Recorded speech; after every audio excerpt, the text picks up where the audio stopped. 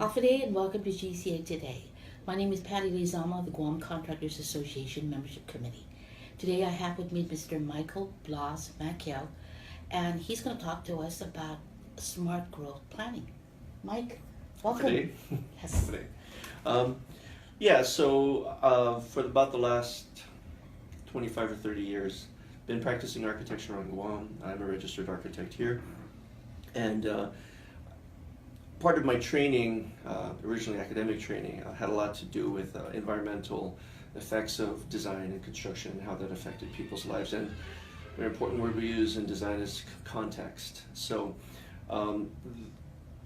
finally, what's come around 30 years after practice is that the concepts of proper planning are really starting to catch on, and they're actually catching up with ideas and methodologies that have been in practice for several years now. The key one we're talking about today has to do with smart growth planning, and it's got a corollary sort of practice to it, which is multi-use planning and multi-use development. So what we're essentially doing is advocating for property owners and developers and for the government of Guam to all sort of get on the same page, especially because there's a lot of emphasis now on planning. You know, there's a lot of movement now towards the master planning for the southern villages. We have the island has completed the central and the northern planning. Those criteria. A lot of it had to do with the environment, northern aquifer. But when we get into areas like the central planning exercise and the southern master planning, it's a different set of criteria. And so I think it's really important now to bring up and discuss these kinds of concepts to help guide people as they move into it. The key thing about smart growth planning is to keep things at the appropriate scale for the communities that you're designing in. Now, as a contrast, what I'll do is I'll sort of describe the way that development and planning happened in Guam, sort of post-World War II. After World War II, there was just this enormous pressure to get quick, safe housing up as just as fast as it could be done. The challenge of that was that a lot of the construction that came up was it didn't reflect the culture, it didn't reflect the traditions of the island or how people lived on the island. It was just, what is the quickest way we can get some safe housing up? And for the last 3 or 4 decades, we've been slowly trying to reinsert or commingle the traditions of being on an island with the architecture and the development that we've sort of inherited over the last 30 years. So, starting with ideas like Kaiser Dedido, Liguan Terrace, several of the Gore developments that we saw in the 1970s, those are actually advocating an old concept, and it came from the Midwest, which was the suburban concept. Yeah. Rely on roads as much as you can. And there's so many problems that we've uncovered over the decades since those developments started. And one of the issues that we have is it's sort of become embedded in what I consider our current generation. And we need to remove people from that mindset and get them thinking about the correct scale for housing tracts and development as we move forward. Right? So if you grew up on Guam and you drove through Dedido in the 70s and you think back on it now, it was a really sterile environment.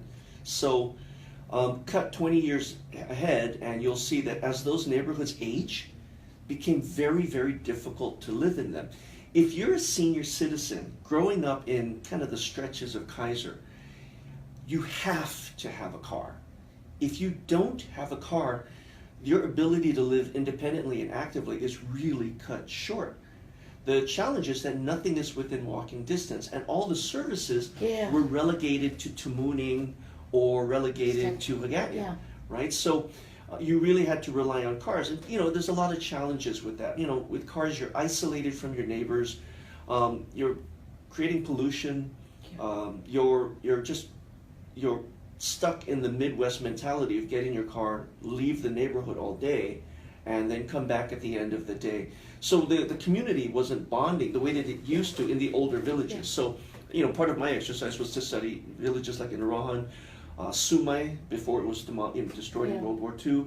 I studied the barrios of Old Aganya, so literally Padre Palomo, Santa Cruz, right? You study those villages to understand how they worked. And that was when this really interesting circle happened, which is that all those concepts that are very popular now were already on Guam. So the idea, Yeah, I was you know, thinking about that, yeah. imagine in Arahan back in the 60s and 70s, you had barbershops, you had bakeries, you had small mom and pop stores, all in the neighborhoods, and that created within walking distance. That's really important because a lot of that during the daytime hours from 8 to 5, people could stay in the village, make a living, Yeah. do their business, and it actually kept the village safer, right? Because it wasn't emptied out. Cut to the 70s and 80s, you've got tracks like Kaiser Dedido. Well, what happens? 8 o'clock or 7:30, everybody gets in their car, and you don't see them again until 5:30, 6 o'clock. That is the perfect target for crime. Yes. And that's exactly what happened. And then, you know, again, you add that to the earlier issue of if you're a senior citizen and you just need to refill your prescription, you can't. You need a car to go do that. Go to Agania or to Muning. Or to Muning or Yeah. any place where, simple things just to go. Sometimes stores were not available. You'd have to walk 2.5 to 3 miles to get to the first store in those subdivisions. And then later on we saw with the development from Gura in the 70s, you saw that same kind of isolation. Let's go find some pristine land and put a bunch of houses up there, but make sure we keep all the commercial stuff away because we don't want to commingle that, right? But that was the problem. They were isolated. Yeah. So now what we see is that the villages that are put together that actually allow small businesses, recreational activities, to be part of the development, to be thought of at that beginning and part of that master plan, they actually age a lot better. And you also have what we consider a more robust community, a residential community. Yeah. Because, again, one of the offsets of having the subdivision concept, the parachute subdivision concept is they profiled who they were designing for. So developers were looking for a very particular group of people. And so what happens after 15 or 20 years, that whole group has aged. They are no longer the profile that the development was built for. So how do you make this age friendly, right? What we are seeing now is people are finally waking up and saying, oh, you know what, we need to allow some small mom and pop stores into these developments. We need to start thinking about simple things. Daycare. Why do we need to get into a car and drive 6 miles to a daycare?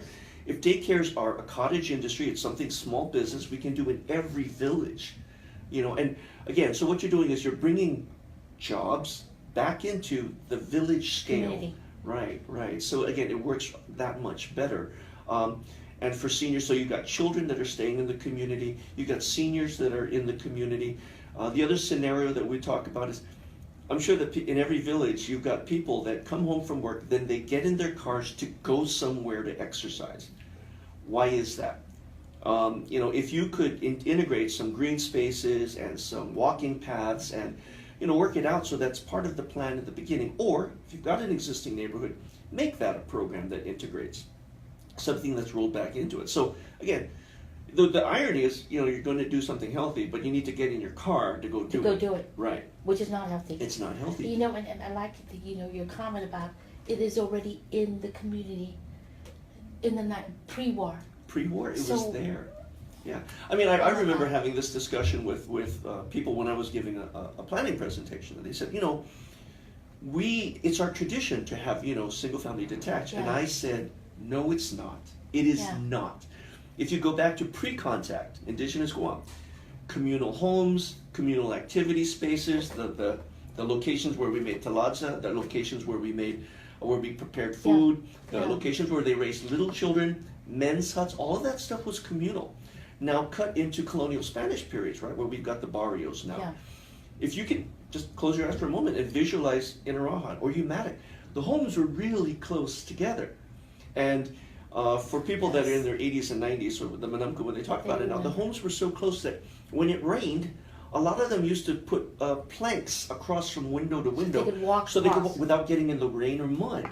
So that's how close things were. And the center for the activities were, you know, you always had like a courtyard space, something near the church or something in front of the school, and that became the community space, right?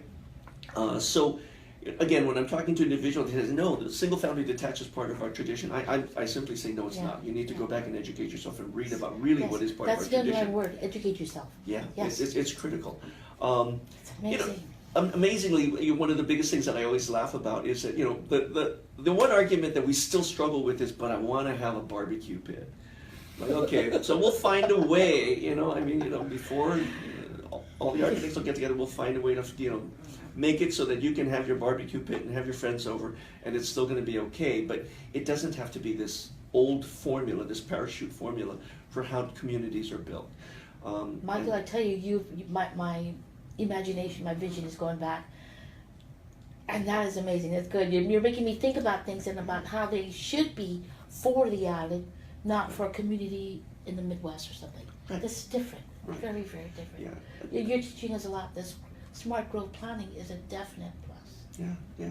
I mean, there's some things that we can do as a community. I think we need to talk to our legislature and Yes, executive branch yes. to make sure that they're promoting tax incentives for people who do want to revitalize old Yes. communities. So let's make it easy. Let's give them a hand. If they want to go into an existing village and help spruce it up and add some housing there, okay, that should be rewarded. Now, conversely, if you want to go out to Gigo and take pristine land and put single-family detached housing on that, I don't think that's a reward. No. I think that you're actually damaging the Yeah. community. So that kind of stuff, and again, talking about public health and trying to get that I know. integrated into the community, things like that. Michael Bloss Macchio. I Yeah. gotta insert that Bloss there. It's a pleasure. You've taught me a lot, and it's bringing back a lot of memories. Thank you. Right. That's it for GCA Today. Thank you.